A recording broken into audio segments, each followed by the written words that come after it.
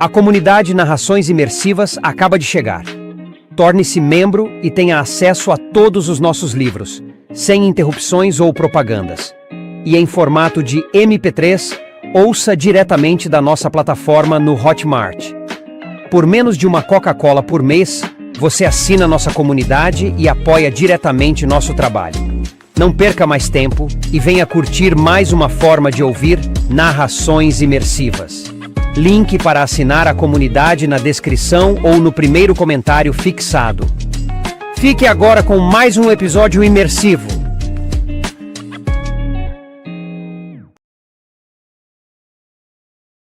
The Witcher, a saga do bruxo Geralt de Rivia. Livro 4. Tempo do Desprezo, de Andrzej Sapkowski. Narração Mauro Ramos. Capítulo 6. Muito enigmático é o fato de o unicórnio, embora extraordinariamente arredio de pessoas temeroso, quando encontra uma donzela que ainda não teve contato carnal com um homem, logo a ela se achega, ajoelha-se e, sem temor algum, coloca a cabeça em seu regaço. Dizem que, em tempos remotos, houve donzelas que fizeram daquilo um autêntico proceder. Ficavam anos sem se casar e mantendo a castidade, apenas para servirem de isca para caçadores de unicórnios. Não demorou muito para ficar claro que os unicórnios somente sentiam atração por donzelas jovens, não dando qualquer atenção às mais velhas. Por ser um animal sagaz, o unicórnio certamente se dava conta de que uma virgindade mantida por tempo exagerado era uma coisa suspeita e contrária à natureza. Fisiólogos. Despertou-a o calor. A quentura que ardia como ferro em brasa fez com que recuperasse os sentidos. Não conseguia mexer a cabeça. Algo a retinha. Mexeu-se bruscamente e urrou de dor, sentindo a pele de uma das têmporas rachando e descolando-se. Abriu os olhos. A pedra sobre a qual repousava sua cabeça tinha uma cor pardo avermelhada por causa do sangue coagulado e seco. Tateou a têmpora e sentiu com os dedos uma crosta dura e rachada. A crosta estivera grudada na pedra. Agora, após o movimento da cabeça, separou-se dela e começou a sangrar. Ciri pigarreou, cuspindo uma mistura de saliva com areia. Ergueu-se sobre os cotovelos, sentou-se e olhou em volta.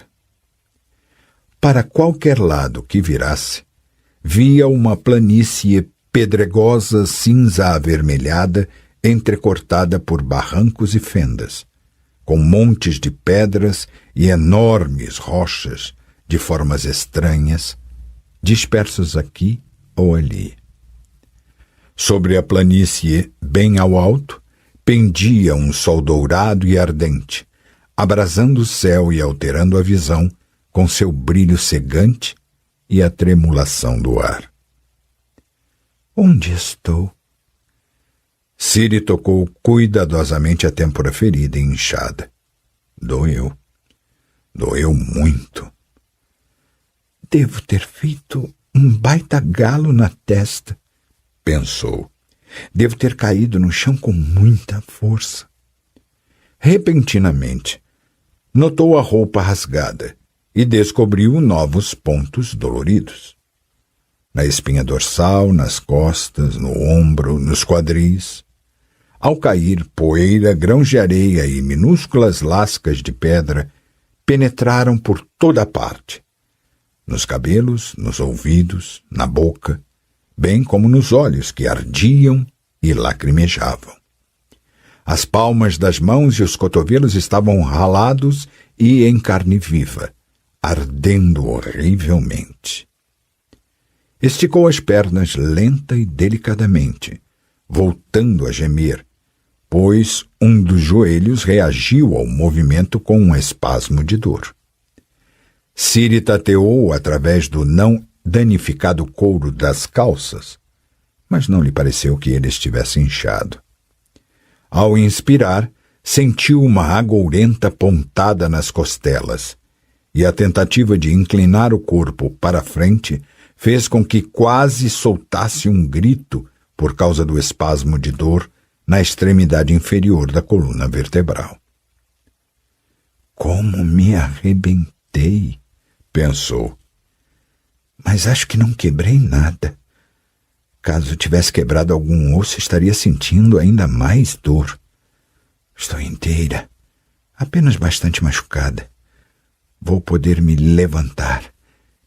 E me levantarei.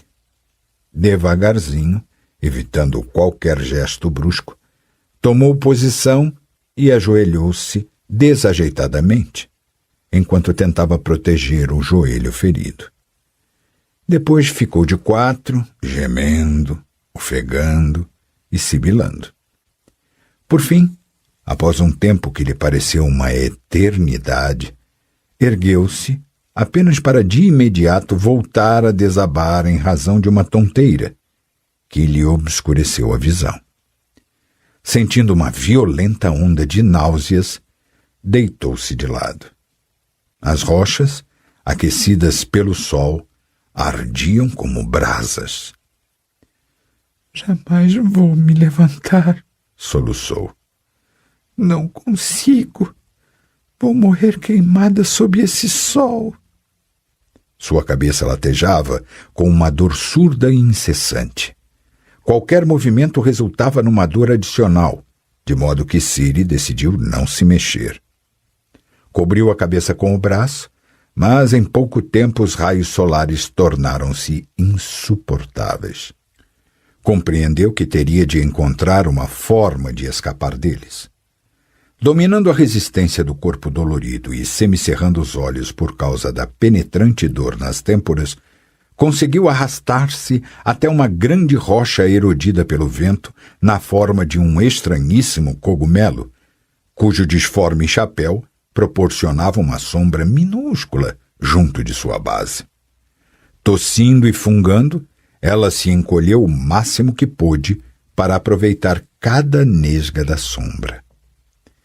Ficou deitada por muito tempo, até o momento em que o sol, deslocando-se pelo céu, voltou a agredi-la com o fogo vindo de cima. Ciri arrastou-se para o outro lado do rochedo. Constatou, porém, que o esforço fora em vão. O sol estava no zênite, e o cogumelo de pedra não produzia mais praticamente sombra alguma. Ela apertou com as mãos as têmporas latejantes de dor e adormeceu. Despertou-a uma onda de calafrios que lhe percorria todo o corpo. A dourada bola do sol perdera um pouco da cegante luminosidade. Agora, mais baixo, pendendo sobre as rochas pontudas e irregulares, adquirira uma cor alaranjada. O calor diminuíra levemente. Ciri fez um grande esforço e conseguiu se sentar, olhando em volta. A dor de cabeça cessou, deixando de cegá-la. Tateou a têmpora ferida e constatou que o calor voltara a secar e endurecer a crosta. No entanto, todo o seu corpo continuava dolorido, parecendo não ter nele um só lugar que não estivesse machucado. Pigarreou, sentiu grãos de areia nos dentes e tentou cuspir. Em vão. Apoiou as costas na rocha em forma de cogumelo, ainda quente do sol. Finalmente refrescou um pouco, pensou. Agora, com o sol se pondo no ocidente, já dá para respirar direito e em breve, cairia a noite. Onde estou? Com todos os diabos? Como sair daqui? E por que caminho? Aonde ir? Ou talvez seja melhor não me mexer do lugar e esperar ser encontrada? Afinal, vão me procurar. Gerald, Yennefer, eles não vão me deixar aqui sozinha. Tentou cuspir mais uma vez, e mais uma vez não conseguiu. Foi quando compreendeu. Sede. Lembrou-se de que já durante a fuga sentira o desconforto da sede. E lembrou-se claramente de que havia um cantil de madeira preso ao arção da sela do negro corcel no qual montara ao fugir para a Torre da Gaivota. Mas naquele momento, ela não estava em condições de erguê-lo e destampá-lo. Não tinha tempo para isso. E agora, nada de cantil. Agora, nada de nada. Nada além das afiadas pedras aquecidas, da ferida na têmpora repuxando sua pele, do corpo dolorido e da garganta seca, que nem podia ser aliviada tragando saliva. Não posso ficar aqui. Preciso me levantar e sair à procura de água. Se não encontrar água, acabarei morrendo. Tentou se erguer, ferindo os dedos no cogumelo de pedra. Conseguiu. Deu um passo e, soltando um grito de dor, caiu de quatro, retesada num seco espasmo de vômito. Foi assolada por uma onda de cãibras tão fortes que precisou retomar a posição horizontal. Estou sem forças e sozinha. Mais uma vez, todos me traíram, abandonaram, deixando-me à própria sorte. Como daquela vez. Ciri sentiu como a garganta foi sendo apertada por uma tenaz invisível, como os músculos da mandíbula se contraíam de dor, como os lábios ressecados começavam a tremer. Lembrou-se das palavras de Yennefer. Não existe imagem mais horrenda do que uma feiticeira aos prantos. E pensou, mas ninguém está me vendo aqui. Ninguém. Encolhida em posição fetal debaixo do cogumelo de pedra, chorou copiosamente. Um choro seco e terrível. Sem lágrimas. Quando finalmente ergueu as pálpebras inchadas, constatou que o calor diminuíra ainda mais e o até então amarelado céu adquiria sua normal cor de cobalto, inesperadamente entremeado por finas tiras de nuvens brancas. O disco solar foi se avermelhando e baixando, mas continuava enviando sobre o deserto seus pulsantes raios de calor. Ou será que o calor provinha das aquecidas superfícies das rochas? Ciri sentou-se, constatando que a dor na cabeça e no resto do corpo ferido parara de incomodá-la, chegando a parecer insignificante em comparação com o crescente sofrimento nas entranhas e a cruel ardência na garganta ressecada. Não devo me render, pensou. Não posso me render. Assim como em Kaer Morhen, preciso me levantar, vencer, subjugar em mim a dor e a fraqueza. Preciso me levantar e seguir em frente. Pelo menos já sei em que direção. A posição do sol indica onde fica o oeste. Preciso ir. Preciso encontrar água e algo para comer. Preciso. Caso contrário, vou morrer. Isto aqui é um deserto. Eu caí num deserto. Aquilo no que entrei lá na Torre da Gaivota era um portal mágico, uma ferramenta encantada pela qual é possível transportar-se a grandes distâncias. O portal em Torlara era estranho. Quando Ciri adentrara o último aposento, não havia lá qualquer saída, nem mesmo uma janela, apenas grossas paredes cobertas de limo. E fora numa daquelas paredes que brilhara repentinamente uma oval regular preenchida por uma luminosidade opalina. Ciri hesitara, mas o portal a atraía, chamava-a, quase a convidava para que o atravessasse. Como não havia outra saída além daquela oval brilhante, ela fechara os olhos e se atirara nele. fora envolta por uma cegante claridade e um turbilhão selvagem. E então, uma explosão a fizera perder o ar dos pulmões e lhe esmagara as costelas. Tudo de que se lembrava era de um silêncio frio e vazio, seguido por um novo brilho e engasgo. Em cima havia o azul celeste, embaixo um cinza borrado. O portal a expulsara no meio do voo, como um filhote de águia deixa cair um peixe demasiadamente pesado para ele. Quando batera nas rochas, perdera os sentidos. Não sabia dizer por quanto tempo. Li sobre portais quando estive no templo de Melitele, lembrou-se, sacudindo a cabeça para livrar a cabeleira da areia.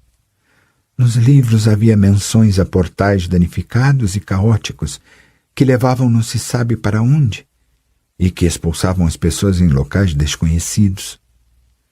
O portal da Torre da Gaivota devia ser um desses e me expulsou no fim do mundo. Ninguém sabe onde. Ninguém vai me procurar aqui e jamais serei achada. Se permanecer aqui, morrerei. Ciri ergueu-se, imobilizando todas as suas forças e apoiando-se na rocha, deu o primeiro passo. Depois, o segundo. Em seguida, o terceiro.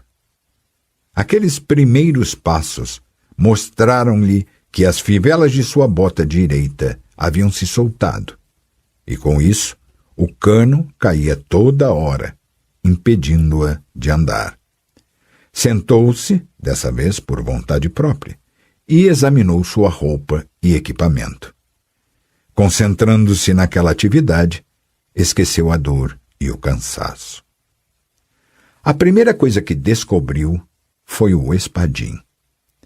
A bainha havia se deslocado às suas costas e ela se esquecera dele por completo. Junto ao espadim, como sempre, estava sua pequena bolsa de couro, presente de Yennefer. A bolsinha continha tudo o que uma dama deve ter sempre ao alcance da mão. Ciri abriu-a. Infelizmente, o equipamento padrão de uma dama não tinha muita serventia para mitigar a situação na qual ela se encontrava. Um pente de tartaruga, um alicate-lima para unhas, um pacote com chumaços de algodão e um pequeno pote de jadeíta com creme hidratante para as mãos. Ciri passou imediatamente o creme hidratante sobre o rosto e os lábios queimados. Em seguida, sem pensar muito, lambeu todo o conteúdo do pote, deliciando-se com sua gordura e um vestígio de umidade. A mistura de camomila, âmbar e cânfora usados na preparação do creme tinha um gosto horrível, mas agiu como estimulante. Amarrou o cano solto da bota com uma tira de couro arrancada da manga, levantou-se e bateu com o pé no chão várias vezes para conferir o efeito. Abriu e desfez os chumaços de algodão, fazendo com eles uma larga bandagem sobre a têmpora ferida e a testa queimada pelo sol. Ajeitou o cinturão, puxando o espadim para mais perto do quadril esquerdo. Instintivamente, tirou da bainha e testou o gume da lâmina. Estava afiado, como ela sabia de antemão. Tenho uma arma, pensou. Sou uma bruxa. Não morrerei aqui. Estou pouco me lixando para a fome. Sei que vou aguentar. No templo de Melitele houve ocasiões em que tivemos de jejuar por até 2 dias seguidos. Já quanto à água, tenho de achá-la. Vou caminhar o que for preciso até chegar a ela. Afinal, este maldito deserto deve terminar em algum ponto. Se ele fosse muito grande, eu saberia algo sobre ele e eu teria visto nos mapas que andei examinando com Jarre. Jarre. Estou curiosa de saber o que ele está fazendo neste momento. Em frente, decidiu. Vou para o oeste. Como posso ver onde o sol se põe? Essa é a única direção da qual tenho certeza. Além disso, nunca me perco.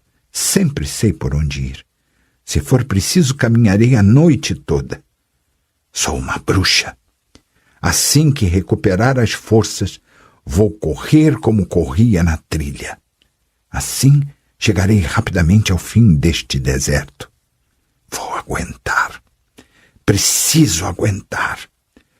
Tenho certeza de que Geralt já esteve por mais de uma vez em desertos assim. E quem sabe, até em outros piores do que este. Eu vou. A paisagem permaneceu inalterada após a primeira hora de marcha.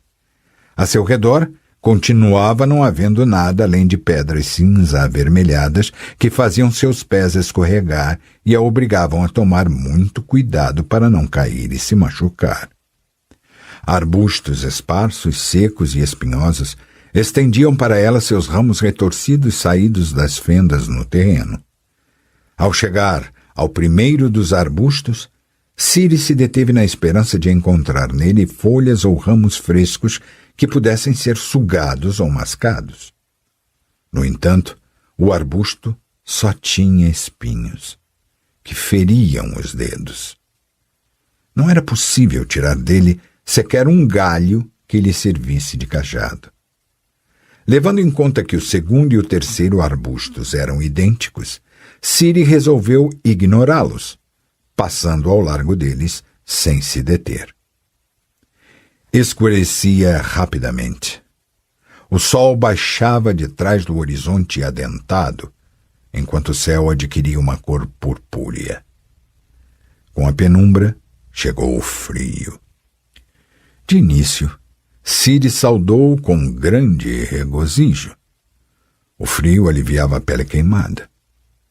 No entanto, em pouco tempo começou a incomodá-la, a ponto de ela bater os dentes. Apressou o passo, esperando se aquecer com a marcha mais acelerada, porém o esforço fez com que retornassem as dores no quadril e no joelho. Ela começou a mancar. Para piorar, o sol se pusera por completo, e tudo mergulhara na mais espessa escuridão. A lua estava na fase nova, e as estrelas que pontilhavam o céu não serviam de grande coisa para iluminar. Em pouco tempo, Ciri deixou de enxergar o caminho diante de si. Tropeçou e caiu diversas vezes, raspando dolorosamente a pele dos pulsos. Por 2 vezes enfiou o pé em fendas do terreno pedregoso, e só não o torceu ou quebrou graças à maneira adequada de cair que tanto treinara em Kaer Morhen. Por fim, deu-se conta de que caminhar no meio da escuridão era impossível. Tomada por um desespero imobilizador, sentou-se num bloco de basalto plano. Não tinha mais vaga ideia de ter mantido ou não a direção desejada, pois havia muito tempo não sabia em que lugar no horizonte o sol desaparecera, tendo perdido por completo a visão daquela luminosidade que a guiara nas últimas horas antes do anoitecer. Estava envolta por uma escuridão aveludada e por um frio lancinante. Um frio que a paralisava, que lhe mordia as articulações, que a obrigava a se encolher toda, enfiando a cabeça entre os ombros doloridos. Ciri começou a sentir saudade do sol, embora soubesse que, com sua volta, desabaria sobre ela aquele calor insuportável, durante o qual não haveria qualquer possibilidade de continuar andando. Tomada por uma onda de desespero e desesperança, voltou a sentir o aperto na garganta e a vontade de chorar. Só que dessa vez o desespero e a desesperança transformaram-se em raiva. "Não vou chorar!" gritou para a escuridão. "Sou uma bruxa! Sou uma feiticeira!" Ciri ergueu as mãos, apertando as palmas nas têmporas. A força está por toda parte. Está no ar, na água, na terra. Ergueu-se de um pulo, estendeu os braços e deu alguns passos lentos e hesitantes, procurando febrilmente por uma fonte. Teve sorte. Quase de imediato, sentiu nos ouvidos os conhecidos murmúrio e palpitação. Sentiu a energia emanando de um veio de água oculto nas profundezas do solo. Auriu a força, aspirando de maneira cuidadosa e contida. Sabia que estava fraca e que, em tais casos, uma brusca oxigenação do cérebro poderia fazê-la desmaiar, tornando vão todo o esforço. Aos poucos foi se sentindo preenchida por energia, trazendo-lhe a conhecida euforia momentânea. Os pulmões começaram a funcionar com mais força e rapidez. Ciri controlou a respiração apressada. Uma oxigenação acelerada também poderia trazer resultados fatais. Conseguiu. Primeiro, o cansaço, pensou. Aquela paralisante dor nos braços e nas coxas. Em seguida, o frio. Tenho de aumentar a temperatura de meu corpo. Aos poucos, foi se lembrando dos gestos e feitiços, executando alguns deles demasiadamente rápido, o que lhe provocou cãibras, tremores e uma tonteira que fez com que caísse de joelhos. Sentou-se no bloco de basalto, acalmou os braços retesados e dominou a respiração ofegante. Em seguida, repetiu as fórmulas, esforçando-se para manter a calma e a precisão, ativando ao máximo a concentração de sua vontade. Assim como antes, o resultado foi imediato. Ciri sentiu-se envolvida por um bem-vindo calor. Ergueu-se com a sensação da dissipação do cansaço e do relaxamento dos músculos doloridos. Sou uma feiticeira! Berrou triunfalmente, erguendo bem alto um braço. Vem a luz imortal! Eu a convoco! Aendrean vaevaik ein! Uma pequena e morna esfera luminosa voou de sua mão como uma borboleta, jogando sobre as pedras agitados mosaicos de sombras. Ciri, movimentando lentamente a mão, estabilizou a esfera, posicionando-a à sua frente. Aquela não foi uma das melhores ideias. A luz a cegava. Tentou posicioná-la às suas costas, mas a emenda ficara pior que o soneto. Sua própria sombra obscurecia o caminho à sua frente. Diante disso, a pequena feiticeira moveu-a levemente para um de seus lados, deixando-a pendente um pouco acima de seu ombro direito. Embora a pequena esfera não pudesse ser comparada a uma legítima Ain mágica, Ciri ficou extremamente orgulhosa de seu feito. Que pena! Exclamou cheia de si. Que pena que Yennefer não possa ver isto. Ciri se pôs em marcha, escolhendo o caminho graças ao tremuluzente e inseguro claro escuro atirado pela esfera. Enquanto andava, tentava se lembrar de outros feitiços, mas todos lhe pareceram inadequados ou inúteis à situação em que se encontrava, além de serem extremamente cansativos quando invocados, de modo que resolveu evitar seu uso, a não ser em caso de extrema necessidade. Infelizmente não conhecia um só que pudesse criar água ou comida. Sabia que eles existiam, mas não como invocá-los. À luz da esfera mágica, o até então morto deserto repentinamente adquiriu vida. Debaixo dos pés de Ciri fugiam brilhantes besouros desajeitados e aranhas peludas. Um pequeno escorpião ruivo amarelado atravessou rapidamente seu caminho e escondeu-se em uma das fendas do terreno, arrastando consigo a cauda segmentada. Um lagarto verde de cauda comprida deslizou sobre os seixos e mergulhou na escuridão. Pequenos roedores parecidos com ratos fugiam dela dando altos pulos com as patas traseiras. Mais de uma vez viu pares de olhos brilhando na escuridão e, em determinado momento, ouviu emanar do meio das rochas um silvo capaz de congelar o sangue nas veias. Se antes tinha a intenção de caçar algo para comer, o tal silvo a fez perder qualquer vontade de remexer nos pedregulhos. Passou a olhar com mais cuidado por onde pisava, parecendo enxergar no caminho as imagens que vira nos livros em Caer Morhen. O escorpião gigante, a escarlata, a quimera, o anão, a lâmia, o tarântulo, todos eles monstros que viviam nos desertos. Caminhava atentamente, olhando assustada para todos os lados, aguçando os ouvidos e segurando na mão suada o punho do espadim. Após algumas horas, a esfera luminosa ficou turva. O círculo de luz por ela emitido diminuiu, nublou e se dissipou. Ciri, esforçando-se muito para se concentrar, repetiu o encanto. A esfera brilhou com intensidade por alguns segundos, para logo em seguida ficar avermelhada e fraca. O esforço físico venceu Ciri, que cambaleou e viu manchas negras e vermelhas dançarem diante de seus olhos.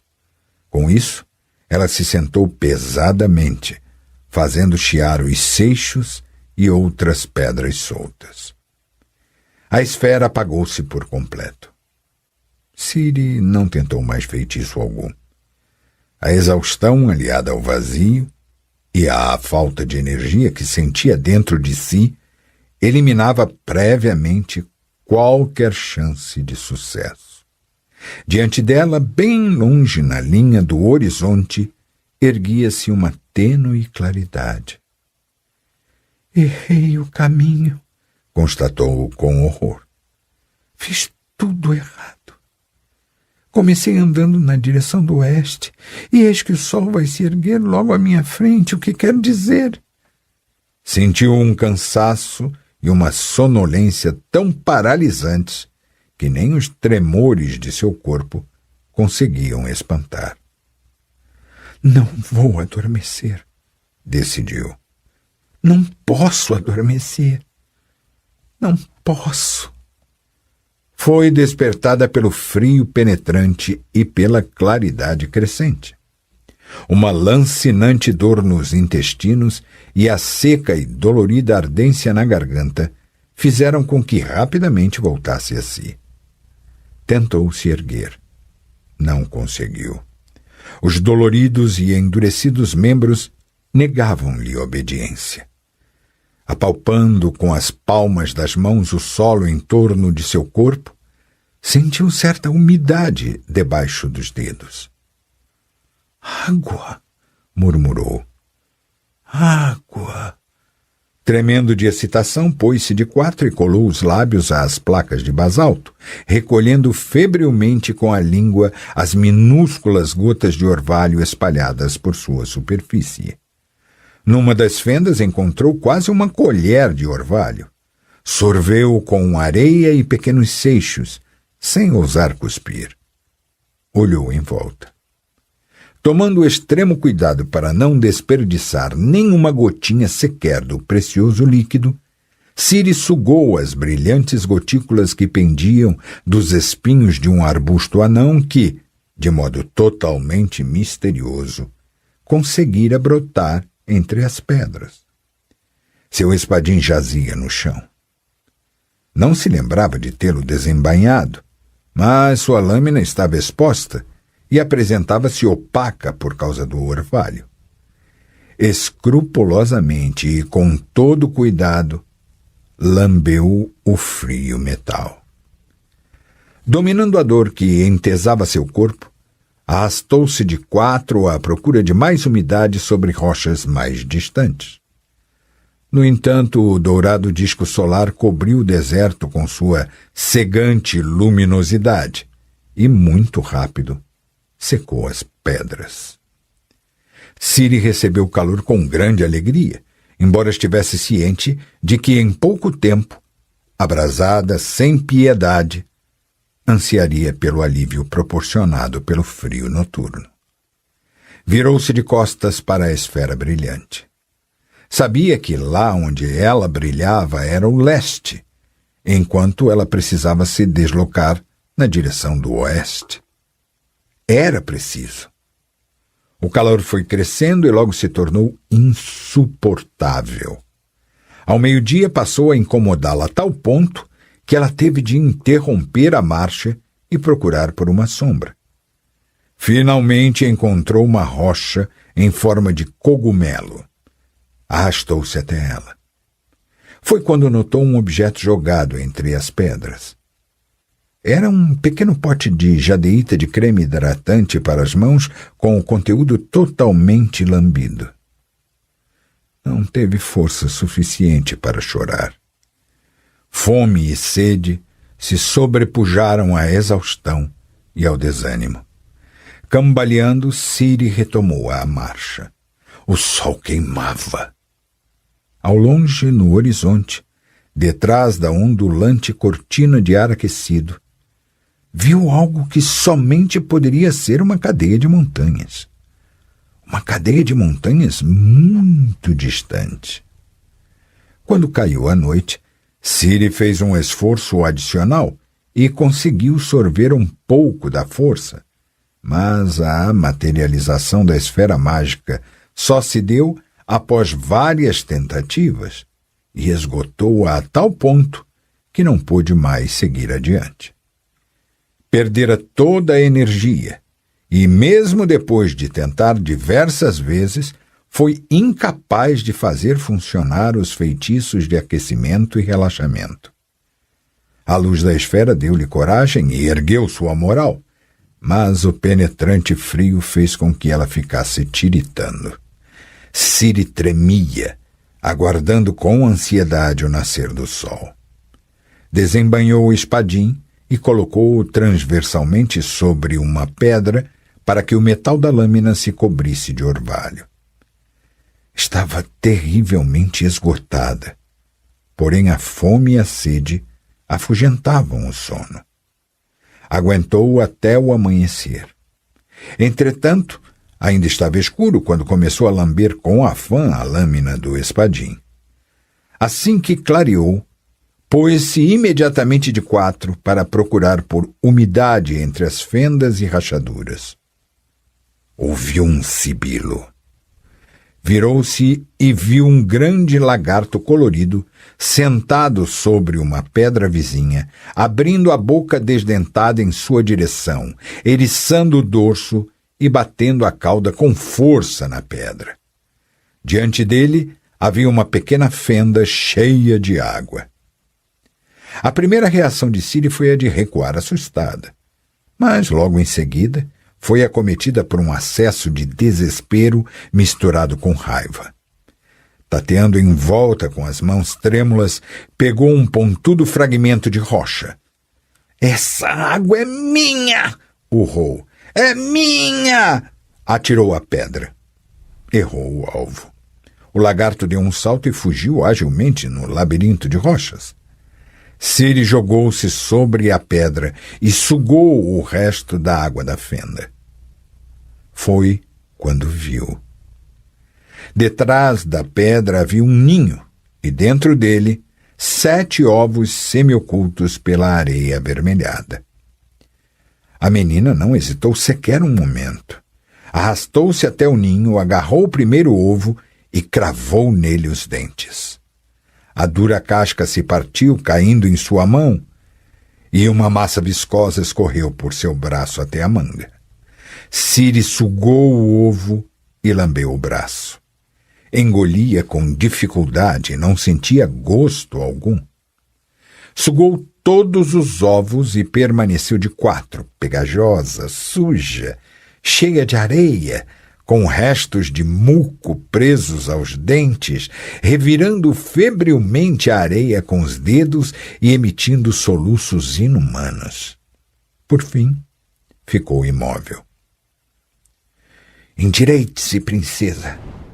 Não apoie os cotovelos na mesa. Preste atenção quando for pegar algo da travessa para não manchar as rendas das mangas. Limpe a boca com o guardanapo e não faça barulho enquanto mastiga.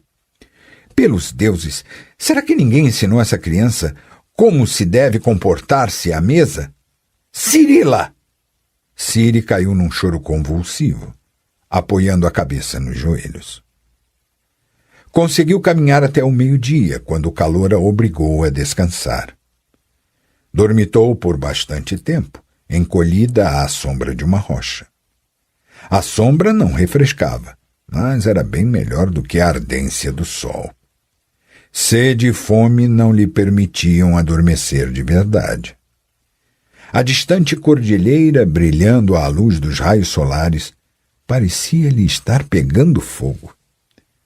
No topo daquelas montanhas, pensou, pode haver neve, pode haver gelo, pode haver riachos. Preciso chegar lá o mais rápido possível. Caminhou quase a noite inteira.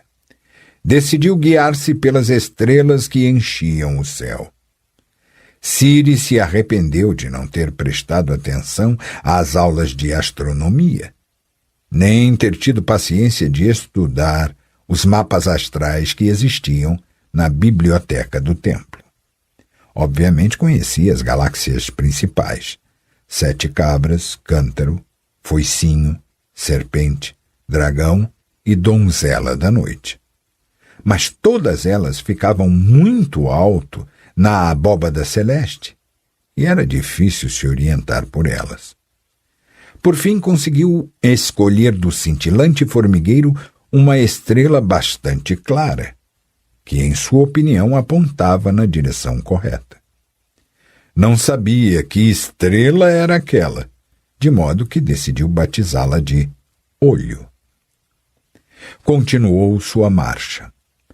A cadeia de montanhas à qual se dirigia não ficava nem um pouco mais perto, permanecia tão distante quanto no dia anterior. Mas, pelo menos, indicava um caminho. Ao andar, Ciri olhava com atenção para todos os lados. Encontrou mais um ninho de lagarto, dessa vez com 4 ovos. Vislumbrou uma erva verdinha menor que o dedo indicador que, por milagre, crescera no meio das rochas. Também caçou um besouro marrom e uma aranha de pernas finas. Comeu tudo. Ao meio-dia, vomitou o que comera, desmaiando logo em seguida. Quando voltou a si, achou um pouco de sombra, na qual se deitou, toda encolhida, segurando com as mãos a barriga dolorida. Assim que o sol se pôs, retomou a caminhada, rígida como um robô. Caiu diversas vezes, mas sempre se levantava e voltava a caminhar. Caminhava. Tinha de caminhar. Fim do dia. Descanso. Noite. O olho indicava o caminho. Marcha forçada até total esgotamento, que chegava muito antes do nascer do sol. Uma breve soneca. Frio. Falta da energia mágica.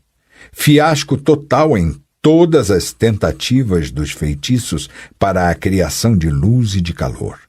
Sede somente minimizada pelas lambidas do orvalho da lâmina do espadim e das pedras.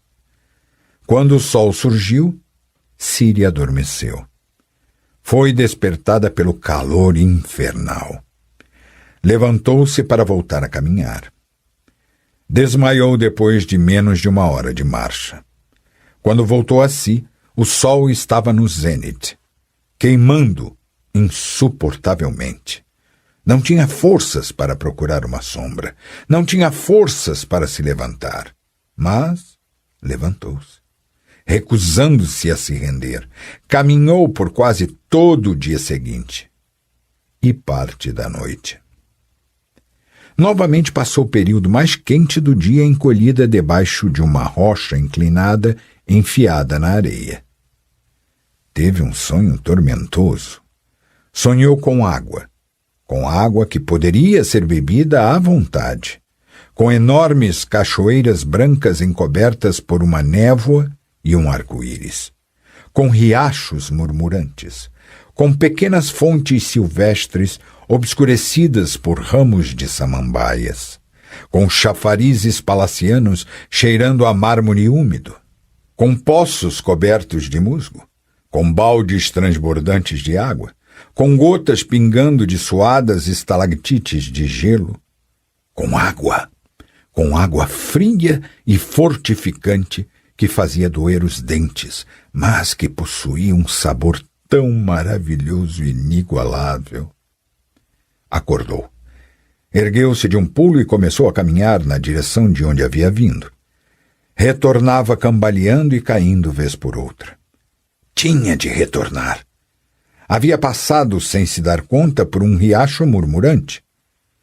Como pudera ser tão desatenta? O calor diminuíra.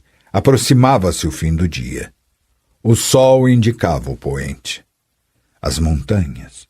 O sol não tinha o direito de estar às suas costas. Ciri livrou-se dos delírios, contendo o choro. Deu meia volta e recomeçou a caminhada.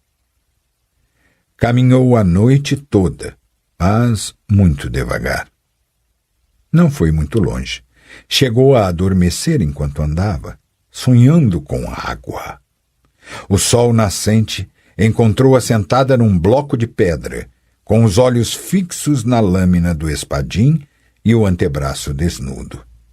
Afinal, o sangue é líquido. Pode ser bebido? Afastou a ideia delirante e o pesadelo. Lambeu o orvalho que cobria a lâmina e voltou a caminhar. Desmaiou, voltando a si queimada pelo sol e pelas pedras aquecidas. Diante dela, por trás da cortina de ar aquecido, vi os serrilhados dentes da cadeia de montanhas. Mais próximos, bem mais próximos. Mas já não tinha forças e se sentou. O espadim em sua mão refletia os raios do sol, praticamente ardendo. Era afiado. Ciri estava ciente disso. Por que você se tortura tanto? Perguntou-lhe o espadim com a séria e calma voz da pedante feiticeira chamada Tissaia de Vrie. Por que você se condena a tamanho sofrimento? Acabe com isso de uma vez por todas.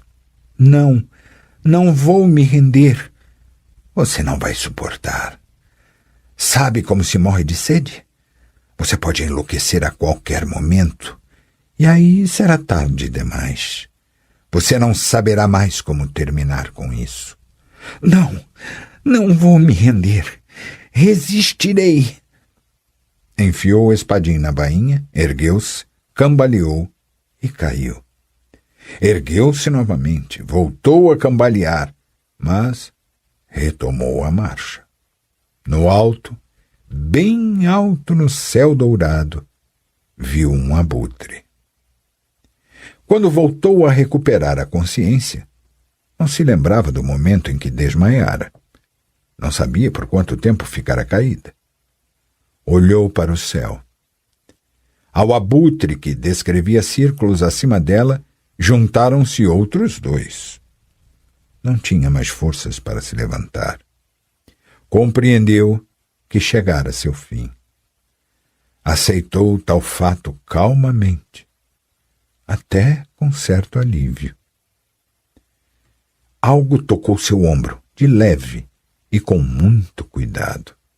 Após o longo período de solidão, quando estivera cercada exclusivamente por pedras mortas e imóveis, o toque fez com que se erguesse. Na verdade, ela tentou se erguer, apesar de todo o cansaço. Aquilo que a tocara rinchou e recuou, batendo com força os cascos no chão. Ciri fez um esforço e se sentou, esfregando os olhos inchados. Enlouqueci, pensou. A alguns passos dela estava parado um cavalo. Ciri piscou várias vezes. Aquilo não era uma miragem, era um cavalo de verdade, um cavalinho bem jovem, um potro. Ciri lambeu os lábios ressecados e, sem querer, pigarreou. O cavalinho deu um salto e fugiu, batendo com os cascos nos seixos. Movia-se de maneira muito estranha. Sua pelugem também não era típica, nem parda nem cinza. No entanto, era possível que apenas parecesse ser assim, pois estava de costas para o sol. O potro relinchou e deu alguns passos. Agora, Ciri podia vê-lo melhor, o suficiente para notar outros detalhes estranhos, além da efetivamente atípica pelugem. Cabeça muito pequena, pescoço demasiadamente comprido, machinhos finos e cauda comprida e espessa. O cavalinho parou e olhou para ela, virando levemente a cabeça. Ciri soltou um suspiro silencioso. Da proeminente testa do animal emergiu um chifre com mais de 2 palmos de comprimento. Não é possível! Não é possível! Pensou Ciri, recuperando totalmente a consciência e fazendo um grande esforço mental. Não há mais unicórnios no mundo. Todos foram extintos. Mesmo no grande livro dos bruxos de Kaer-Morhen, não havia menção alguma a unicórnios. Li algo sobre eles somente no livro dos mitos, lá no templo. E no Fisiologos, que fiquei examinando no banco do Sr. Giancardi, havia uma ilustração representando um unicórnio. Mas aquele unicórnio mais parecia um bode do que um cavalo. Tinha machinhos peludos, barbicha de bode e chifre de quase 2 braças. Estava espantada por se lembrar tão bem de fatos ocorridos havia centenas de anos. Sentiu a cabeça girar e uma pontada aguda nas entranhas. Gemeu e se encolheu toda em posição fetal. O unicórnio bufou e deu um passo em sua direção. Em seguida parou, erguendo bem alto a cabeça. Ciri lembrou-se repentinamente do que os livros diziam a respeito de unicórnios. Você pode se aproximar sem medo, falou com voz rouca, tentando levantar-se. Pode vir, porque eu sou... O unicórnio voltou a bufar, deu um salto para trás e galopou para longe, agitando assintosamente a cauda. Mas logo depois parou, sacudiu a cabeça, bateu com um dos cascos e relinchou bem alto. Não é verdade, gemeu Ciri desesperadamente. O máximo que Jarre fez foi me dar um beijo uma só vez. Isso não conta. Volte! O esforço a fez ficar com a visão turva e cair sobre as pedras. Quando finalmente conseguiu erguer a cabeça, o unicórnio estava de novo bem próximo, olhando inquisitivamente para ela, com a cabeça baixada e bufando baixinho. Não precisa ter medo de mim, sussurrou Ciri. Não precisa, porque eu estou morrendo. O unicórnio relinchou, sacudindo a cabeça. Ciri desmaiou. Quando voltou a si, estava sozinha. Com o corpo dolorido, empedernida, sedenta, faminta e absolutamente sozinha. O unicórnio fora uma miragem, uma ilusão, um sonho. Sumira como some um sonho. Ciri dava-se conta disso e o aceitava. Porém, sentia mágoa e desespero, como se o fantástico ser tivesse realmente existido, tendo estado a seu lado e a abandonado, assim como fora abandonada por todos. Quis se levantar, mas não conseguiu. Apoiou o rosto nas pedras. Movendo lentamente a mão, começou a tatear à sua volta até encontrar a empunhadura do espadim. O sangue é líquido e eu preciso beber. Ouviu o som de cascos de cavalo e um relincho. Você voltou, sussurrou, erguendo a cabeça. Voltou de verdade?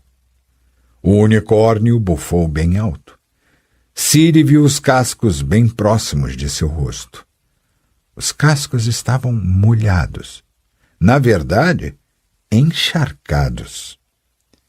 A sensação de esperança deu-lhe novas forças e preencheu-a de euforia.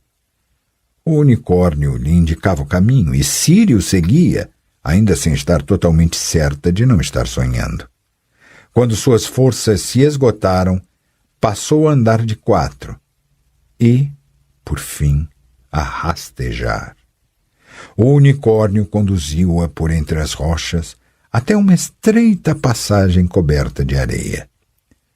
Ciri rastejava com o resto de suas forças, mas rastejava porque a areia estava úmida. O unicórnio parou junto de uma visível depressão na areia.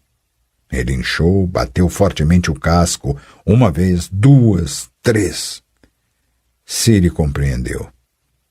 Rastejou para perto dele e ajudou-o. Cavou, quebrando as unhas, arranhando a pele e puxando a areia para fora. Talvez até estivesse chorando, mas não tinha certeza disso. Quando no fundo do buraco surgiu um líquido lamacento, Ciri imediatamente colou os lábios nele, sorvendo aquele rastinho de água barrenta misturado com areia com tanto afã que o líquido desapareceu. Ela fez um esforço para se controlar e aprofundou o buraco com a ajuda do espadim. Moendo grãos de areia com os dentes e tremendo de impaciência, ficou aguardando até a depressão voltar a se encher de água. Em seguida, bebeu. Por muito tempo. Depois, deixou a água decantar um pouco e sorveu 4 ou 5 goles de água com lodo, mas sem areia. Foi somente então que se lembrou do unicórnio. Você também deve estar com sede, cavalinho, falou. E é certo que não vai beber lama, porque nenhum cavalo bebe lama. O unicórnio relinchou. Ciri cavou ainda mais fundo, escorando as paredes do buraco com pedaços de rocha. Espere um pouco, cavalinho. Deixe a água decantar. O cavalinho relinchou, bateu com os cascos no chão e sacudiu a cabeça. Está bem, pode beber. O unicórnio aproximou cuidadosamente as narinas da água. Pode beber, cavalinho. Não é um sonho. É água de verdade. No começo, Ciri fez corpo mole. Não queria afastar-se da fontezinha. Tinha inventado uma forma de beber que consistia em espremer dentro da boca um lenço previamente mergulhado na água do buraco, o que lhe permitia, de certa maneira, engolir menos areia e lodo. Mas o unicórnio insistia, relinchava, afastava-se para retornar logo em seguida. Estava claro que a convocava a retomar a marcha e indicava o caminho a ser seguido. Depois de muito refletir, Ciri concordou. O animal tinha razão. Ela devia prosseguir na direção das montanhas, sair do deserto. Diante disso, partiu com o unicórnio, olhando para trás e memorizando a localização da fonte. Não queria ter de procurá-la de novo caso precisasse retornar. Andaram o dia inteiro. O unicórnio, que Ciri batizara de cavalinho, mostrava o caminho. Era um cavalinho muito estranho. Mordia e mastigava caules ressecados que jamais seriam tocados não só por um cavalo, mas até por uma cabra faminta. E, quando deparou com uma coluna de grandes formigas marchando entre as pedras, começou a comê-las. Num primeiro momento, Ciri olhou para aquilo com espanto, porém acabou juntando-se à ceia. Estava com fome. As formigas eram terrivelmente azedas, mas talvez isso mitigasse o desejo de vomitá-las. Além disso, havia muitas delas, o que permitia exercitar um pouco as mandíbulas enrijecidas.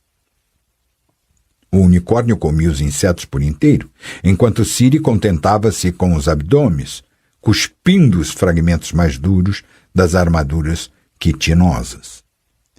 Seguiram adiante. O unicórnio descobriu umas amareladas ervas daninhas e as devorou com gosto. Dessa vez, Ciri não se juntou a ele.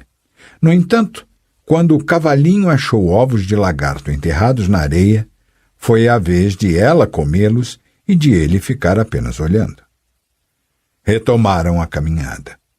Ciri viu novas ervas daninhas e apontou-as para o unicórnio.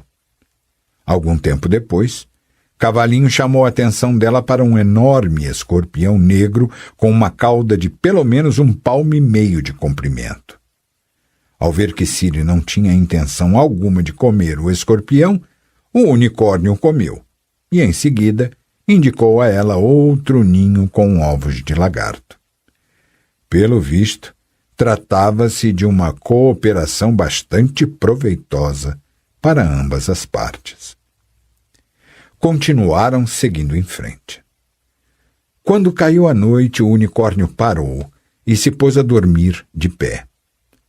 Ciri, acostumada a lidar com cavalos, tentou fazê-lo deitar. Assim poderia ficar sobre ele e aproveitar seu calor. Mas todas as tentativas falharam. Cavalinho se afastava, sempre mantendo certa distância. Na verdade, comportava-se de maneira totalmente diversa da descrita nos livros, e estava mais do que claro que não tinha a mínima intenção de colocar a cabeça no regaço da jovem. Ciri estava cheia de dúvidas. Sem excluir a possibilidade de os livros estarem errados no que se referia ao relacionamento dos unicórnios com virgens, via ainda outra justificativa. Cavalinho era, evidentemente, um potro de unicórnio e, levando em conta sua pouca idade, poderia não ter a mais vaga noção do que era uma virgem.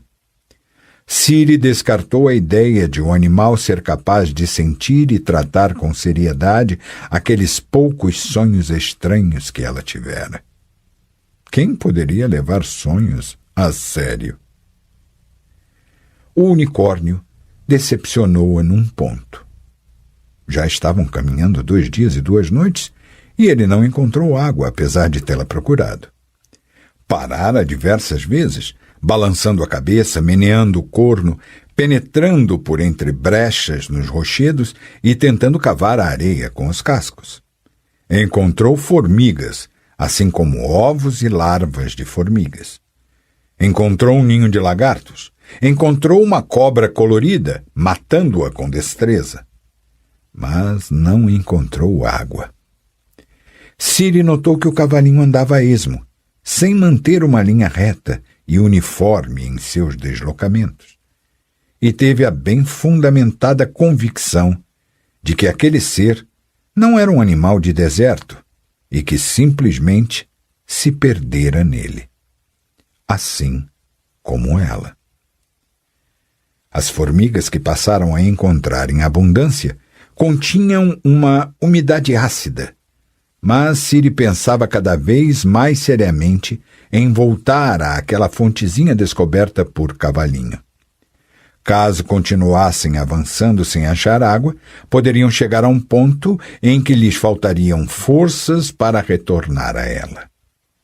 O calor era insuportável e o ato de caminhar extenuante. Estava a ponto de tratar daquele assunto com o Cavalinho quando este relinchou repentinamente, agitou a cauda e galopou em costa abaixo. Ciri foi atrás dele, alimentando-se com abdômenes de formigas pelo caminho. Um grande espaço entre as rochas estava preenchido por um areal com uma claramente visível depressão no meio. Que bom! Alegrou-se Ciri. Você é muito esperto, cavalinho. Achou mais uma fontezinha. Neste buraco tem de haver água. O unicórnio bufava prolongadamente, trotando em volta da depressão. Ciri aproximou-se. A depressão parecia grande, com mais de 100 pés de diâmetro, e era tão precisa e regularmente circular que dava a impressão de alguém ter apertado um gigantesco ovo contra a superfície da areia, formando uma espécie de funil. Ciri repentinamente se deu conta de que uma forma tão regular assim não poderia ter surgido de maneira espontânea. Mas já era tarde. Algo se mexeu no fundo do funil, e um violento jato de areia e cascalho acertou o rosto de Ciri, que deu um pulo para trás e tropeçou, caindo dentro do buraco. O jato de areia e cascalho que a atingia também batia nas bordas do funil, que aos poucos foram se desfazendo e desabando para o fundo. Ciri gritou desesperadamente, agitou os braços como um nadador afogando-se e tentou encontrar uma base para apoiar os pés. Não precisou de muito tempo para se dar conta de que seus gestos violentos somente pioravam a situação, cobrindo-a com cada vez mais areia. Virou-se de costas, apoiou-se nos calcanhares e abriu os braços o máximo que pôde.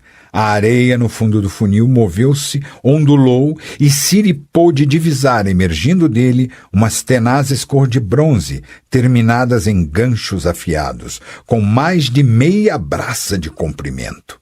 Gritou novamente, dessa vez com muito mais força. A saraivada de cascalho parou repentinamente de cair sobre ela, desabando no lado oposto do funil. O unicórnio empinou, relinchando como ensandecido, e a borda cedeu sob seu peso. Ele ainda tentou desatolar da pegajosa areia, mas todos os seus esforços foram em vão. Ia cada vez mais sendo envolto por ela e desabava cada vez mais rápido para o fundo do buraco. As pontas das terríveis tenazes bateram uma na outra, emitindo um som horripilante. O unicórnio relinchou de novo, tentando inutilmente afastar a areia com as patas dianteiras, já que as traseiras já estavam imobilizadas. Quando chegou ao fundo do buraco, foi capturado irremediavelmente pelas terríveis tenazes do monstro oculto na areia. Ao ouvir o desesperado relincho de dor, Ciri soltou um grito furioso e atirou-se buraco abaixo, desembainhando o espadim, mas logo percebeu que havia cometido um erro. A camada de areia que ocultava o monstro era espessa demais e a lâmina do espadim não conseguia atingi-lo. Para piorar, o unicórnio, retido pelas tenazes e enlouquecido de dor, agitava-se violentamente para todos os lados, batendo com os cascos a torto e a direito, ameaçando-a com a possibilidade de quebrar seus ossos. Naquela situação, todas as formas de combate que aprendera com os bruxos não tinham serventia alguma. No entanto, restava ainda um simples encanto. Ciri apelou para a força e recorreu à telecinesia. Uma nuvem de areia ergueu-se no ar e revelou o monstro, agarrado à coxa do desesperado unicórnio. Ciri soltou um grito de pavor. Jamais vira algo tão horrível em toda a vida, nem mesmo em ilustrações nos inúmeros livros dos bruxos. Não era capaz sequer de imaginar que algo tão asqueroso pudesse existir. A criatura tinha cor cinza sujo, era arredondado e rechonchudo como um percevejo empanturrado de sangue, e uma tênue camada de pelos cobria-lhe o corpo. Parecia não ter pernas, mas suas tenazes eram quase tão compridas quanto ele mesmo. Sem a proteção arenosa, o monstro soltou imediatamente o unicórnio e começou a se enterrar através de rápidas e violentas ondulações do corpo abarricado. Conseguia executar a tarefa com surpreendente competência, no que era ajudado pelo unicórnio, que em seu permanente esforço para livrar-se do buraco, jogava cada vez mais areia para baixo. Ciri foi tomada por um violento desejo de vingança. Atirou-se sobre a criatura já pouco visível e desferiu um golpe do espadim em seu dorso arqueado. Atacou por trás, tomando cuidado para se manter afastada das agitadas tenazes, as quais, como ficou patente, o monstro podia estender bastante para todos os lados. Golpeou novamente enquanto ele continuava a tentar se enterrar com uma velocidade incrível. No entanto, não se enterrava para fugir, fazia-o para atacar. Para ficar totalmente encoberto pela areia, bastaram-lhe apenas mais 2 ondulações do corpo, e uma vez oculto, disparou com violência um jato de cascalho sobre Ciri, cobrindo-a até a metade das coxas. Ela conseguiu livrar-se e dar um passo para trás, mas não havia para onde fugir. Continuava num buraco de areia fofa que a cada movimento fazia-a descer mais. Então, no fundo, a areia ondulou novamente e daquela onda emergiram as temidas tenazes terminadas em ganchos afiados. Foi salva por Cavalinho, que ao chegar ao fundo do buraco, golpeou fortemente com os cascos o montículo de areia que delatava a presença do monstro. Os selvagens coices revelaram o dorso cinzento da criatura. O unicórnio abaixou a cabeça e cravou o chifre no lugar exato em que a cabeça com as tenazes juntava-se ao resto do corpo. Ao ver que as tenazes do monstro, pregado ao fundo do buraco, permaneciam caídas e imóveis, Ciri deu um pulo para frente e, tomando o impulso, cravou o espadim no corpo em convulsões. Tirou a lâmina e cravou-a mais uma vez, e mais uma. Enquanto isso, Cavalinho desencravou o chifre e, com grande ímpeto, deixou cair os cascos dianteiros sobre o corpo abarricado. O pisoteado monstro não tentou mais se cobrir. Permaneceu imóvel, enquanto a areia a seu redor se umedecia com um líquido esverdeado. Não foi sem muita dificuldade que conseguiram sair do buraco.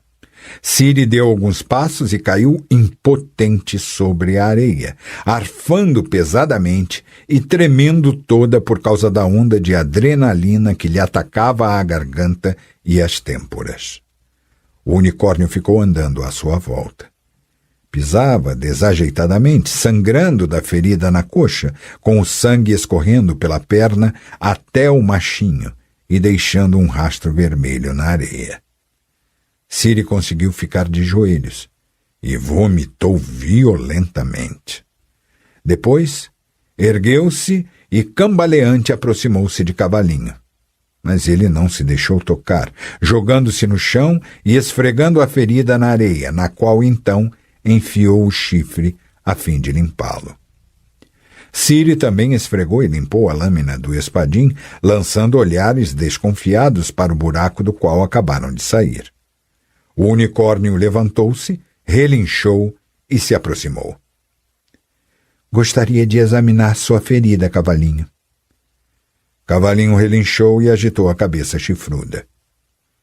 Se não quer, paciência. Se está em condições de andar, vamos embora daqui o mais rápido possível. Pouco tempo depois, depararam com um novo areal, com a superfície também pontilhada de buracos em forma de funil. Ciri ficou olhando para eles com apreensão.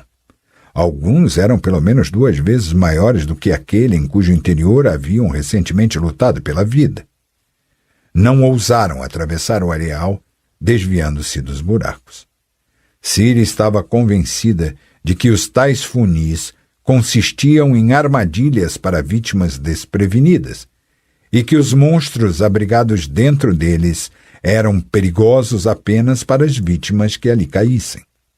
Se fossem muito cuidadosos e se mantivessem sempre afastados da boca dos funis, poderiam cruzar o terreno arenoso sem temer que uma das criaturas emergisse de um deles e saísse em sua perseguição. Embora tivesse certeza absoluta de que não haveria tal perigo, Ciri preferiu não arriscar. O unicórnio tinha claramente o mesmo entendimento, bufando e afastando-a para longe do areal. Para evitarem um perigoso terreno, aumentaram consideravelmente seu trajeto, descrevendo um longo arco, mantendo-se junto das rochas e andando exclusivamente sobre um piso duro no qual nenhum monstro conseguiria se enterrar. Enquanto caminhava, Ciri não tirava os olhos das crateras no areal. Mais de uma vez viu como das mortais armadilhas emanavam jatos de areia. Os monstros aprofundavam e renovavam suas tocas. Algumas delas estavam tão próximas umas das outras que a areia expelida por uma criatura caía dentro de outros buracos, despertando a ira dos seres neles escondidos. Nessa hora tinha início uma violenta canhonada, com areias unindo e batendo como granizo. Ciri perguntava-se o que os monstros estariam caçando num árido deserto. Logo obteve a resposta. De um dos buracos mais próximos saiu voando uma coisa escura que, descrevendo um arco, caiu perto deles. Após um breve momento de hesitação, Ciri saltou das rochas para a areia. Aquilo que voara do buraco era o cadáver de um roedor que lembrava um coelho, a julgar por seu pelo, pois estava ressecado e vazio como uma bexiga. Não havia nele nenhuma gota de sangue. Ciri ficou toda arrepiada. Agora sabia o que os monstros caçavam e como se alimentavam. O unicórnio soltou um relincho de advertência. Ciri ergueu a cabeça. Ao redor não havia buraco algum, apenas areia plana e lisa. Repentinamente, porém, aquele terreno plano e liso embarrigou, e a barriga começou a se mover com rapidez em sua direção. Ciri jogou fora o ressecado cadáver e correu de imediato para cima das rochas. A decisão de contornar o areal mostrara-se acertada. Continuaram a andar, evitando quaisquer áreas arenosas, por menores que fossem, e sempre pisando em terreno duro e pedregoso. Cavalinho mancava, avançando lentamente, e embora o ferimento na coxa continuasse sangrando, não permitia que Ciri se aproximasse e o examinasse. O areal estreitou-se bastante e começou a zigue-zaguear. A fina e fofa areia cedeu lugar a um grosso cascalho e depois a seixos rolados. Como não viam cratera alguma havia bastante tempo, resolveram descer das rochas e caminhar pela senda. Ciri, embora novamente atormentada por fome e sede, começou a se mover mais rápido. Havia esperança. A pedregosa senda não era uma senda, e sim o leito de um rio que seguia na direção das montanhas. A bem da verdade, o rio não tinha água, porém os conduziria à sua fonte, demasiadamente tênue para encher o leito do rio, mas, sem dúvida, com água suficiente para matar a sede. No entanto, Ciri teve de diminuir o ritmo por causa do unicórnio, que avançava com evidente dificuldade e tropeçava toda hora, puxando uma perna e pisando com um lado do casco. No fim do dia, ele se deitou, sem se levantar quando ela se aproximou. Permitiu que ela examinasse o ferimento. Na verdade, havia 2 ferimentos, um de cada lado da coxa. Ambos estavam inflamados e continuavam a verter sangue, com o qual escorria um pus fedorento. O monstro era peçonhento. No dia seguinte, a situação ficou ainda pior. O unicórnio mal conseguia se arrastar. Ao anoitecer, deitou-se e não quis mais se levantar. Quando Ciri se ajoelhou a seu lado, ele moveu as narinas e o chifre na direção dos ferimentos e soltou um relincho. Naquele relincho havia dor. O pus escorria cada vez mais e seu cheiro era horrível. Ciri desembainhou o espadim. Cavalinho fez um esforço para se levantar, mas em vão. Não sei o que fazer, soluçou Ciri, olhando para a lâmina.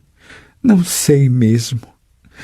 Provavelmente devo cortar os ferimentos e espremer deles o pus e o veneno, mas não sei como fazê-lo. Posso acabar ferindo você ainda mais. O unicórnio tentou se erguer um pouco. Relinchou. Ciri sentou sobre as pedras, apoiando a cabeça nas mãos. Não me ensinaram a curar, falou com amargura. Ensinaram-me a matar, dizendo que dessa maneira poderei salvar vidas.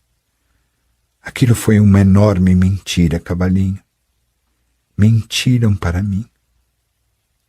Ao anoitecer, com a escuridão crescendo rapidamente, o unicórnio permaneceu deitado enquanto Ciri pensava febrilmente.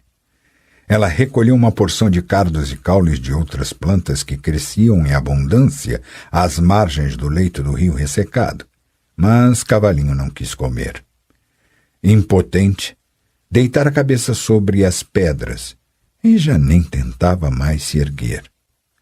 Apenas piscava um olho. Uma baba branca começou a escorrer de sua boca.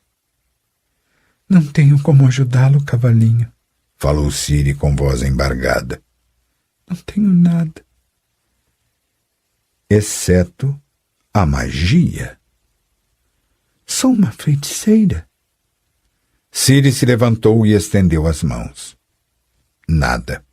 Necessitava de muita energia mágica e não tinha nem sombra dela. Ficou surpresa. Não esperava por isso. Afinal, havia veios de água subterrâneos por toda a parte. Deu alguns passos para a esquerda e depois para a direita. Começou a andar em círculos. Afastou-se. Nada. Maldito deserto! Gritou, cerrando os punhos. Você não tem nada! Nem água, nem magia! E a magia deveria estar em todos os lugares. Aquilo também foi uma mentira. Todos mentiram para mim, todos! O unicórnio relinchou. A magia existe em tudo. Na água, na terra, no ar e no fogo. Ciri bateu na testa com a palma da mão. Não pensara nisso antes, porque lá no meio das pedras desnudas não havia com o que acender uma fogueira. Mas agora tinha à mão cardos e caules secos, e para fazer aparecer uma centelha, deveria lhe bastar aquele restinho de energia que sentia dentro de si. Recolheu alguns gravetos, empilhou-os e cobriu-os com cardos secos. Depois estendeu cuidadosamente a mão. Aenye. A pilha de gravetos brilhou com uma chama que devorou as folhas de cardo e formou uma grande labareda. Ciri adicionou caules secos à fogueira. E agora? Pensou olhando para as chamas. Sorvê-la? Como? Yennefer me proibiu tocar na energia do fogo. Mas eu não tenho escolha, nem tempo. Tenho de agir. Os gravetos e as folhas acabarão se consumindo em pouco tempo. O fogo se extinguirá. O fogo! Como ele é lindo! Como ele é quente! Ciri jamais soube quando e como aquilo aconteceu. Estava com os olhos fixos no fogo quando, repentinamente, começou a sentir as têmporas latejarem. Agarrou os seios com a impressão de que as costelas estavam se rompendo. Sentiu uma dor pulsante no baixo ventre, no períneo e nos mamilos, uma dor que no momento seguinte se transformou num gozo assustador. Levantou-se. Não se levantou. Alçou o voo. A força preencheu-a como se fosse chumbo derretido. As estrelas no céu dançaram como se estivessem espalhadas na superfície de um lago. O ardente olho no oeste explodiu numa luz viva e intensa. Ciri pegou aquela luz e, com ela, a força. Haelaenie! O cavalinho relinchou selvagemente e tentou se levantar, apoiando-se nas patas dianteiras. A mão de Ciri ergueu-se por si mesma com os dedos dobrados no gesto mágico, enquanto os lábios por si mesmos pronunciavam o encanto. Da ponta dos dedos emanou uma claridade ondulante. As chamas da fogueira pareciam explodir. As ondas de luz emitidas por sua mão tocaram os ferimentos na coxa do unicórnio, concentraram-se neles e foram por eles absorvidos. Quero que você sare. Exijo isso. Veshaelaenie. A força parecia explodir dentro dela, preenchendo-a de euforia. As chamas ergueram-se ainda mais, clareando os arredores. O unicórnio ergueu a cabeça, relinchou, levantou-se repentinamente e deu alguns passos vacilantes. Torceu o pescoço, aproximou as narinas da coxa e bufou, como se não estivesse acreditando no que via. Soltou um relincho forte e prolongado, agitou a cauda e galopou em torno da fogueira. Curei você! Gritou Ciri orgulhosa. Curei! Sou uma feiticeira! Consegui absorver a força do fogo! Sou poderosa! Posso fazer tudo o que quiser! Virou-se.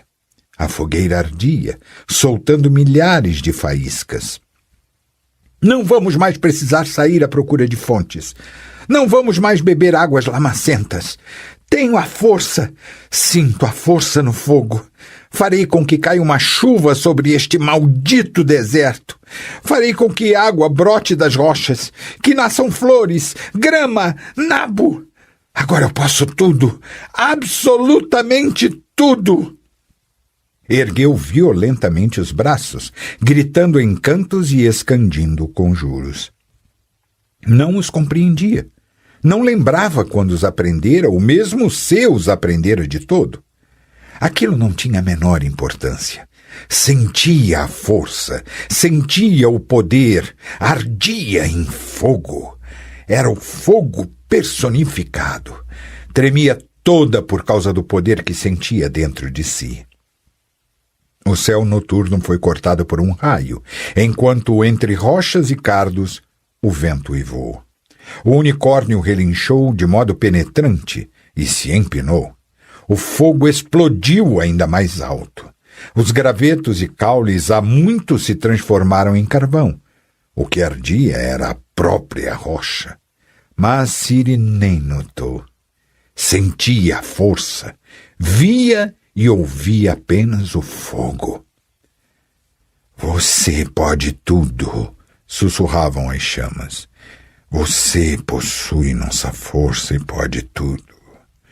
O mundo está a seus pés. Você é enorme. Você é poderosa. No meio das chamas, uma silhueta. Uma mulher jovem com longos cabelos lisos, negros como asas de graúna. A mulher ri de maneira selvagem e cruel. As labaredas dançam a seu redor. Você é poderosa. Os que lhe fizeram tanto mal não sabiam com quem estavam se metendo. Vingue-se. Pague-lhes em dobro o que eles lhe fizeram. Que eles tremam de medo a seus pés, que batam os dentes, sem coragem de erguer a cabeça e olhar para seu rosto. Que implorem por misericórdia, mas você não terá piedade. Pague-lhes com a mesma moeda. Dê troco a todos e por tudo. Vingança! Às costas da mulher de cabelos negros, fogo e fumaça. No meio da fumaça, fileiras de forcas e de estacas, cadafalsos e andaimes, montes de cadáveres. São cadáveres de Nilfgaardianos, os que conquistaram e saquearam Sintra, mataram o rei Aist e sua avó Calante, os mesmos que assassinaram pessoas nas ruas da cidade. Da forca pende o guerreiro de armadura negra. A corda range e em torno do enforcado há bandos de corvos tentando bicar seus olhos através dos rasgos em seu elmo alado. As forcas seguintes estendem-se até a linha do horizonte, com os corpos dos Scoia'tael, aqueles que mataram Polly Dalberg em Caedwen, assim como os que a perseguiram na ilha de Thanedd. Numa das estacas, contorce-se em agonia o feiticeiro Vilgefortz, cujo belo e traiçoeiramente digno rosto está retorcido e roxo de dor, com a ponta ensanguentada da estaca saindo de sua clavícula. Outros feiticeiros de Thanedd estão ajoelhados no chão. Têm as mãos amarradas às costas e as estacas pontudas já os aguardam. Postes envoltos em ramos de olmo estendem-se uns após os outros até o horizonte enfumaçado. Ao poste mais próximo está presa por correntes Tris Merigold. Mais adiante, Margarita Leontille, Mãe Nenek, Jarre, Fábio Sachs. Não, não, não! Sim! Grita a mulher de cabelos negros. Morte a todos! Vingue-se deles! Despreze-os! Todos eles lhe fizeram mal, quiseram lhe fazer mal e poderão vir a querer lhe fazer mal. Despreze-os, porque finalmente chegou o tempo do desprezo. Do desprezo, da vingança e da morte. Morte a todos! Morte, aniquilamento e sangue. Sangue em sua mão, sangue em seu vestidinho. Eles atraíram, enganaram, prejudicaram. Agora você tem a força, portanto, vingue-se. Os lábios de Yennefer estão cortados e esmagados, sangrando em profusão. Seus braços e pernas estão atados por pesadas correntes presas às úmidas e sujas paredes de uma masmorra. A multidão em torno do cadafalso grita. O poeta Jasquier coloca a cabeça no cepo. O afiado gume do machado do carrasco brilha no ar. As pessoas mais próximas do cadafalso estendem um lençol para recolher o sangue. O grito da turba abafa o golpe, que faz tremer todo o andaime. Eles atraíram, enganaram-na, iludiram. Todos. Para eles você não passou de uma marionete. Eles se aproveitaram de você, condenaram-na à fome, à sede, ao sol escaldante, à humilhação e ao abandono. Chegou o tempo do desprezo e da vingança. Você tem a força, você é poderosa, que o mundo todo trema diante de você, que o mundo todo trema diante do sangue antigo. Bruxos são trazidos ao cadafalso. Vazemir, Esquel, Cohen, Lambert e Geralt. Geralt mal se mantém em pé. Está coberto de sangue. Não! À sua volta, fogo. Detrás da parede de chamas, emanam relinchos selvagens. São os unicórnios, que se empinam, sacodem a cabeça e batem com os cascos no chão. As crinas parecem estandartes guerreiros. Os chifres são longos e afiados como espadas. Os unicórnios são enormes, tão grandes quanto os cavalos de guerreiros, muito maiores do que seu cavalinho. De onde eles vieram? Como podem ser tantos? As labaredas erguem-se aos céus. A mulher de cabelos negros ergue os braços. Suas mãos estão cobertas de sangue. Seus cabelos são agitados pelo calor das chamas. Arda! Arda, Falca! Vá embora! Não quero você! Não quero sua força!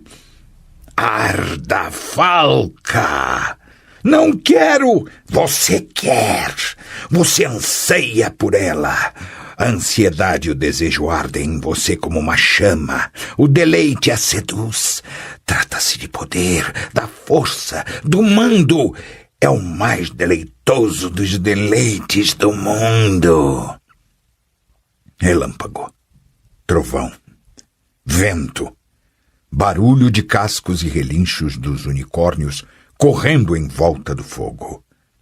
Não quero essa força, não quero! Renuncio a ela! Ciri não sabia. O fogo que se extinguira ou foram seus olhos que obscureceram? Caiu, sentindo no rosto as primeiras gotas de chuva. Deve-se privar a criatura de sua existência. Não se pode permitir que ela exista. A criatura é perigosa. Confirmação. Negação. A criatura não convocou a força para si mesma. Ela o fez para salvar Ihoahaquax. A criatura é capaz de se compadecer. É graças à criatura que Ihoahaquax está de volta entre nós. Mas a criatura tem a força. Se quiser fazer uso dela, ela não poderá fazer uso dela nunca. Ela a renunciou. Ela renunciou à força completamente. A força foi embora. Isso é muito estranho. Nunca compreenderemos as criaturas. E não precisamos compreendê-las. Privemos a existência à criatura antes que seja tarde demais. Confirmação. Negação. Vamos embora daqui. Deixemos a criatura. Deixemo-la a seu destino. Não sabia por quanto tempo ficou deitada sobre as pedras, agitada por calafrios e com os olhos fixos no céu que mudava de cor. O ambiente era alternadamente claro e escuro, frio e quente, mas ela permanecia impotente, emurchecida e vazia, como o cadáver daquele roedor, sugada e jogada para fora do buraco na areia. Não pensava em nada. Estava solitária, vazia. Não tinha mais nada e não sentia nada em si. Não sentia sede, nem fome, nem cansaço, nem medo. Tudo sumira, até a vontade de sobreviver. Havia apenas um enorme vazio, frio e aterrador. Sentia aquele vazio com todo o seu ser, com cada célula de seu organismo. Sentia sangue na parte interna das coxas. Aquilo lhe era indiferente. Estava vazia. Perdera tudo.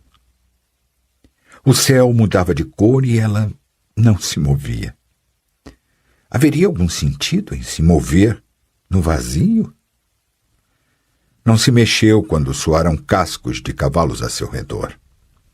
Não reagiu aos altos gritos e chamados, às vozes excitadas, aos relinchos.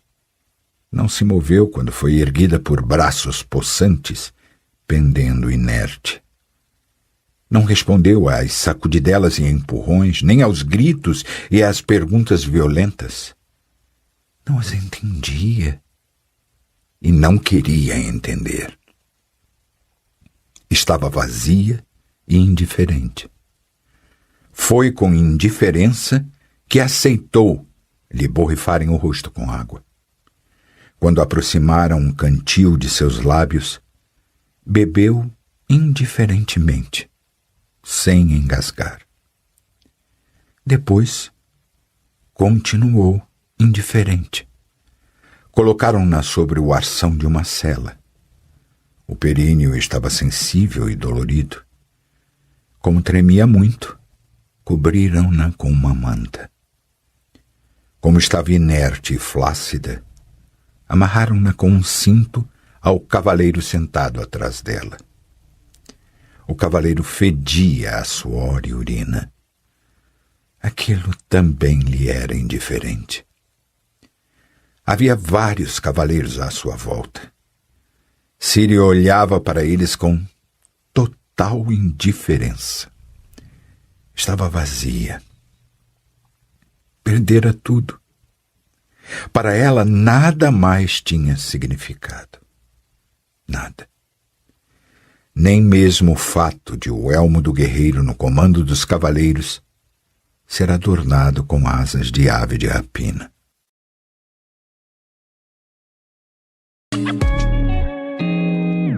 O canal Narrações Imersivas agradece por ter ouvido mais um episódio conosco. Acompanhe nossa página no Instagram e fique por dentro de todas as novidades do canal. E se você vê valor nesse projeto, considere apoiá-lo. Faça parte da nossa comunidade no Hotmart. Até a próxima com mais uma narração imersiva.